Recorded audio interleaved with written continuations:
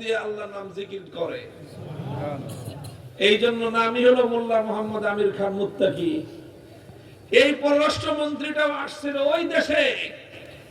তোমার দেশের পররাষ্ট্রমন্ত্রী যেই দেশ সম্পর্কে বলে যে তারা একটু আমাদের দিকে করুণার দিকে দৃষ্টিতে তাকালে আমাদের রাষ্ট্র এবং সরকার টিকে থাকবে, আর ওই রাষ্ট্রের মোল্লা মোহাম্মদ আমির খান মুত্তাকি যখন ভারতে আসলো তখন ভারতের পররাষ্ট্রমন্ত্রী সহ গোটা রাষ্ট্রের ঊর্ধ্বতন কর্তৃপক্ষ দাঁড়ায় তার সম্মানে স্যালুট জানায়।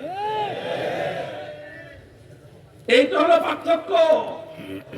তোমরা যারা মনে করো আরে ওলামা মোল্লা মৌলবীরা রাষ্ট্রীয় ক্ষমতায় গেলে রাষ্ট্র পরিচালনা করতে পারবে না, আমি তাদেরকে পেগাম দিতে চাই, তোমাদের এই ভুল এবং ভ্রান্ত ধারণা থেকে তোমরা বেরিয়ে আসো।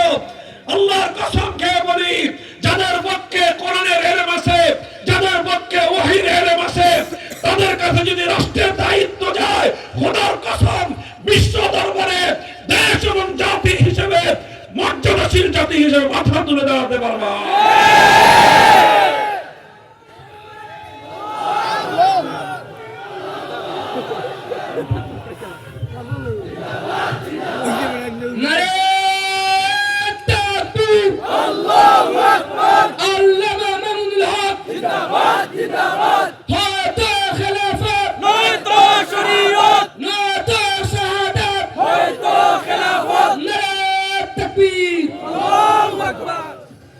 যাই হোক, লম্বা একটা প্রসঙ্গ আলোচনা করলাম।